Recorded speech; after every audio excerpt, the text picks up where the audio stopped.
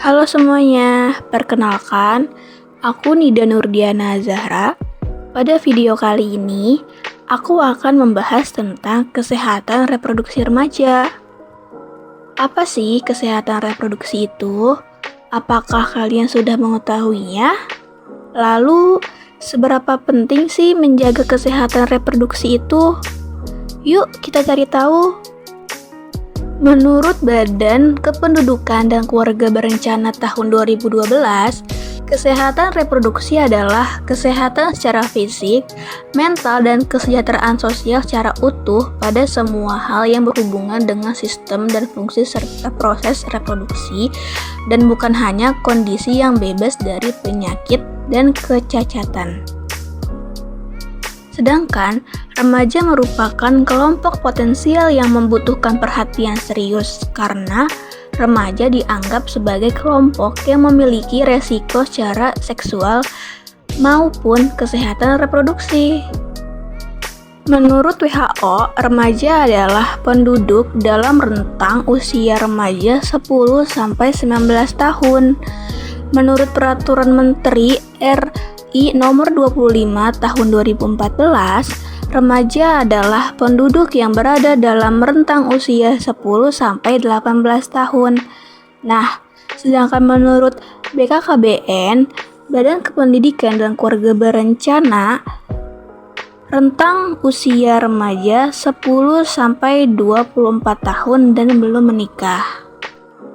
Ketika remaja mengetahui bagaimana cara untuk bersikap dan berperilaku sehat selama proses pematangan fisik pada dirinya, maka remaja tumbuh menjadi seorang dewasa yang sehat yang akan memiliki keturunan yang sehat dan kehidupan yang berkualitas.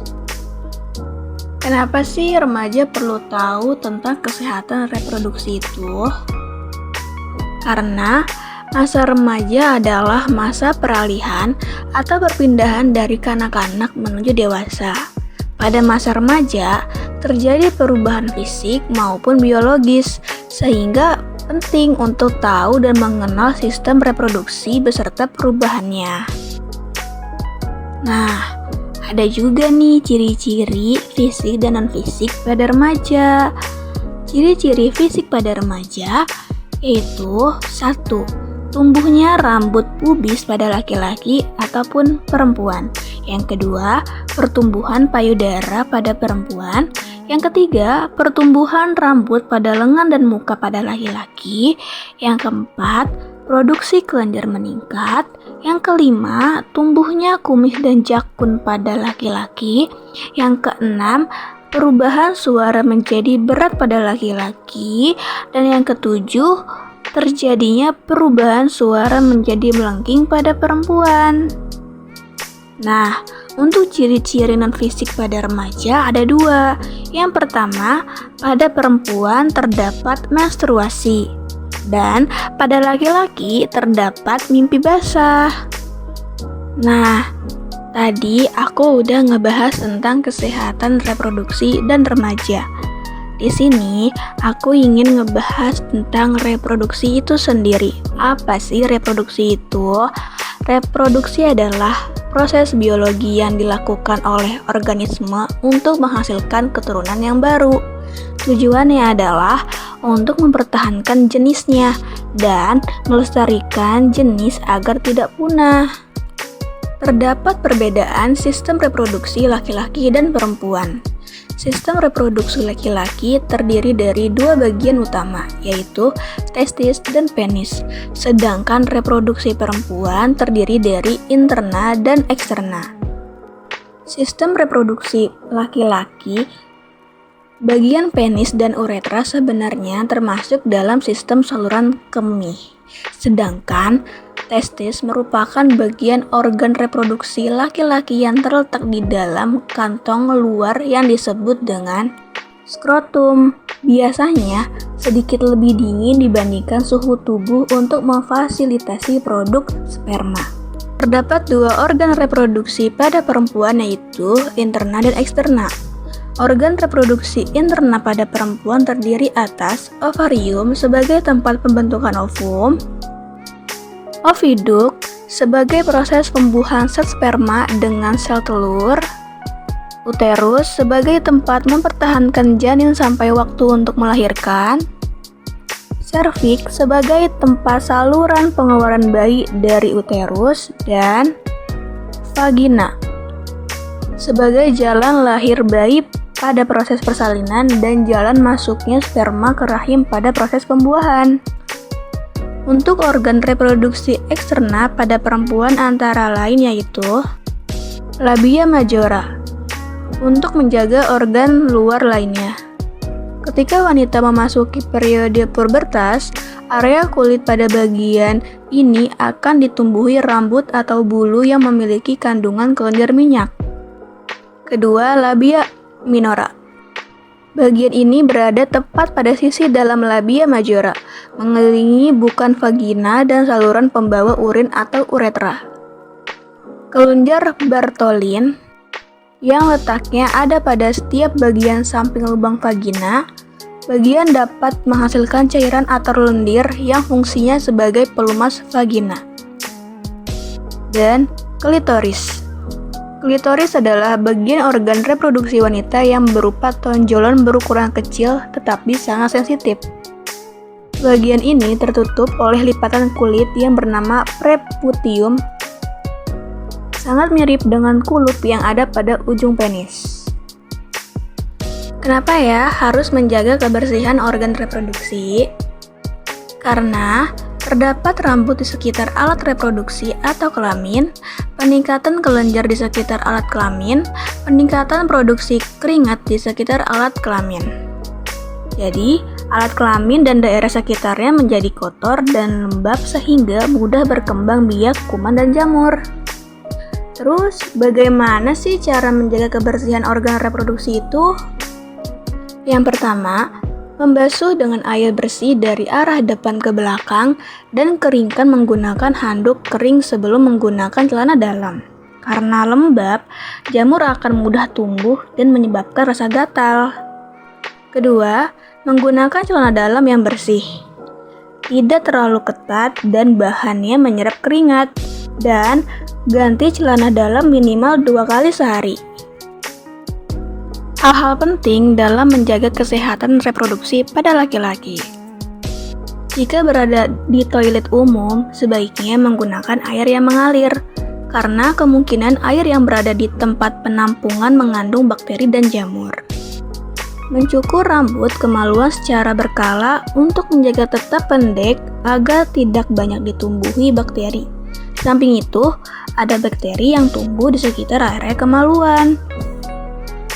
Menggunakan air bersih untuk membilas alat kelamin sesudah buang air. Laki-laki penting untuk melakukan sunat karena mencegah penumpukan kotoran pada lipatan luar penis dan jaga kelembapan. Jauhi kebiasaan yang meningkatkan suhu alat kelamin seperti memangku laptop di paha dekat alat kelamin. Hal-hal penting dalam menjaga kesehatan reproduksi pada wanita. Pada saat haid, dinding bagian dalam rahim terlepas sehingga amat mudah terkena infeksi oleh jamur. Karenanya, sangat perlu menjaga kebersihan dengan cara gunakan pembalut bersih dan ganti secara teratur 2-3 kali dalam sehari atau setiap setelah buang air kecil atau bila pembalut telah penuh darah atau saat mandi. Bila pembalut yang digunakan sekali pakai, maka bersihkan. Atau bilas terlebih dahulu pembalut menggunakan air, bungkus, kemudian buang di tempat sampah. Bila pembalut digunakan berkali-kali, biasanya terbuat dari bahan katun atau handuk, segeralah cuci bersih setelah selesai digunakan, dan jemur hingga kering. Kemudian, setrika untuk mematikan kuman dan siap untuk digunakan kembali. Hindari penggunaan panty liner secara terus-menerus karena dapat menyebabkan iritasi, dan hindari penggunaan cairan khusus pembersih organ intim secara rutin karena akan mengganggu keseimbangan pH dalam vagina. Bila terlalu sering dipakai justru akan membunuh bakteri baik dalam vagina yang selanjutnya akan memicu timbulnya jamur, akibatnya muncul gatal-gatal di area organ intim.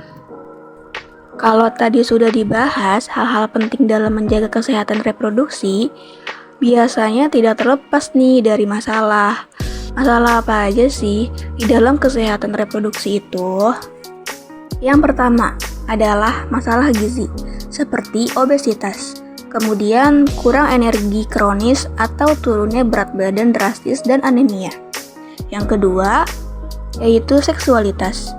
Perilaku seksual yang meliputi segala macam tindakan seperti berkencan, bergandengan tangan, berciuman sampai bersenggama yang melibatkan dua orang dengan jenis kelamin yang berbeda serta melakukan proses pernikahan yang sah menurut agama dan kepercayaan tiap-tiap individu. Seks bebas pada remaja secara medis dapat memperbesar kemungkinan terkena penyakit menular seksual dan virus HIV.